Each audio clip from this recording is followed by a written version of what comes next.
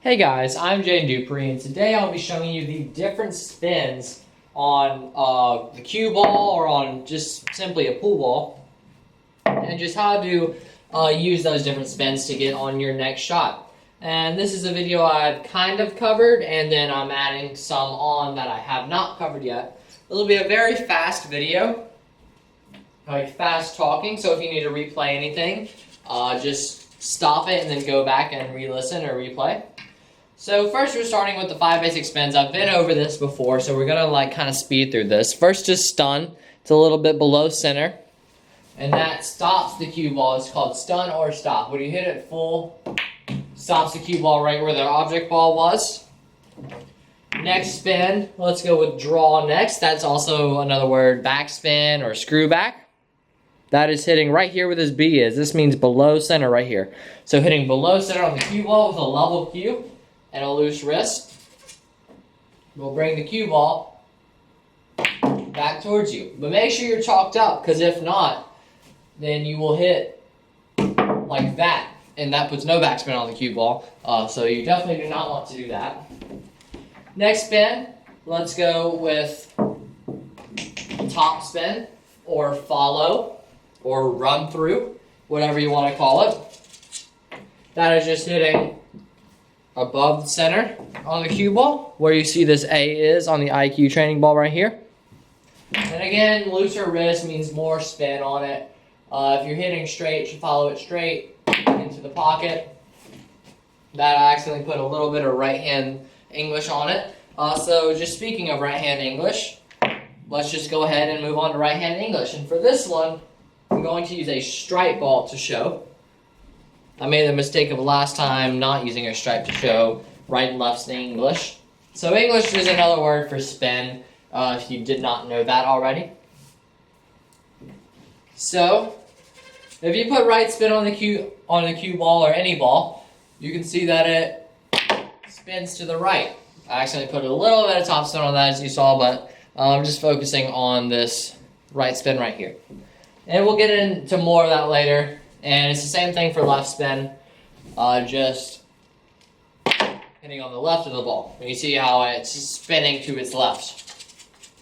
And so let's just go ahead and get to the right and left spin. So I'm going to use the stripe ball again, just so you can see the spin. So let's say we're like going around the table. Let's say we're trying, pretend the 10 ball is our cue ball. We're hitting the 6 ball. And we're trying to get on the 7 ball next. So we're trying to get good position on the 7 ball. Let's say the 7 ball's down here. So there's a few ways you can do this. You could use top left, bottom left, top right. So bottom left is probably the easiest way, or a little bit of top left. So we're going to aim, and the left spin. So if you look this way, if you look at where the cue ball we deflected, because I know the 6 is going to be pocketed there, and my cue ball is going to go into this rail. So with left spin off of this rail, it's going to bring it to the left. So left spin off of a rail brings it to the left, right spin off of a rail brings it to the right.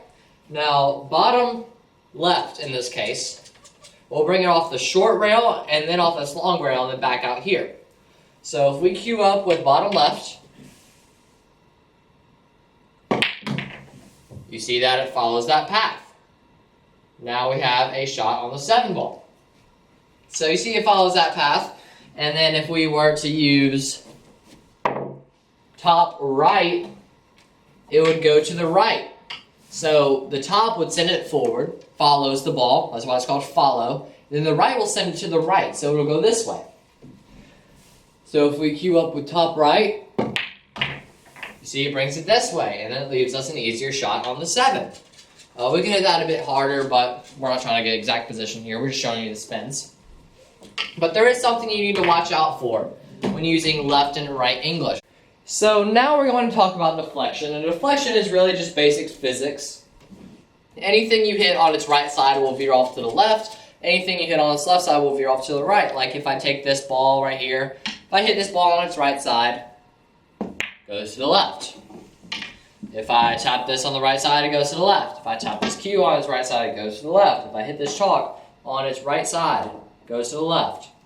So that's just basic physics, and that happens with your cue ball when you strike it as well. So let's say we have a straight-in shot like this. It may not affect it as much if it's like a short-range shot like this, but if you're shooting long range, it will affect it. I'm going to miscue to show you something real quick. I'm aiming straight at the 5. If I hit it on its right side, it veers off to the left.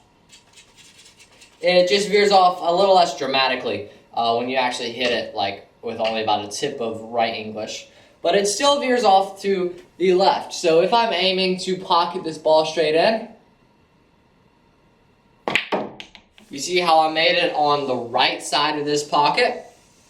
So that means my cue ball, if I'm aiming to make it straight into the middle, that means my cue ball went off to the left and hit it like that.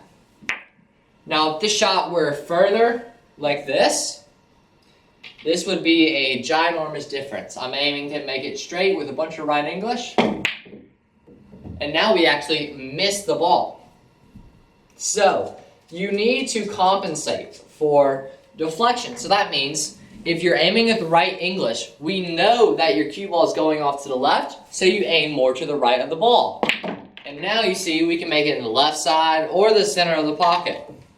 And the same if you're shooting way back here. Although this is still pretty hard to like compensate with a ton of English, but I'm shooting with a bunch of right spin. And now you see we still make it. And that right spin still takes, and that was pretty extreme right spin. Now, it can veer off path and come back if your cue is elevated. So watch out for that. So if we compensate and hit more of the right side, because we know it's going back to the left, I'm hitting with bottom right on my cue ball, by the way. My cue's a little bit elevated in the back, and I'm aiming with bottom right English. See, my cue ball veers back onto the path that I'm actually aiming on. So if you know that your cue is elevated, then that means that you can continue aiming straight on. These are hard shots to judge, but you know they can be judged like that. But if you hit something on the right side, it's going off to the left. So that means you need to aim more to the right. If you hit on the left side, it veers off to the right. So you need to aim more to the left. It's pretty simple. It just takes a while to know how much you actually do need to compensate. So some may overcompensate, like overcut or undercut something. But it takes a while to get used to, but once you have it down, you'll be able to put the cue ball pretty much anywhere you want on the table and make the ball. Thank you guys so much for watching. I really hope you enjoyed. If you did, please click the like button down below. If you want to receive notifications when I upload a new video, please click the subscribe button, and then the bell icon right next to it sends you notifications and emails when I upload a new video. So guys, if you are interested in improving your game, I'll clear this little pattern right here. Now I'm going to tell you about the iCue training ball. The iCue training ball is what I showed you in the first part of this video when I was showing you the spins on the cue ball. So the iCue training ball has different contact points on it. A for above center, B for below center, and C for center. And what this does is when you hit it, it leaves a little chalk mark on the face of the ball, so you know exactly where you hit. A lot of people think they hit the center of the ball, but they're actually hitting low right and low left, and as I showed you, that deflection can throw your shot off.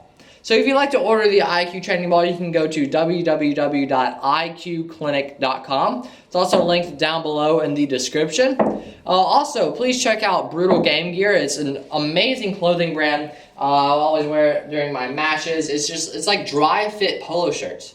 And it's like, I don't know if you've ever seen like a pool jersey, I guess you could call it. But it's like that material, and I really, really love it. It's run by two great people, a great couple. So check that linked out down in the description below. So thank you guys so much for watching, and I will see you in the next video.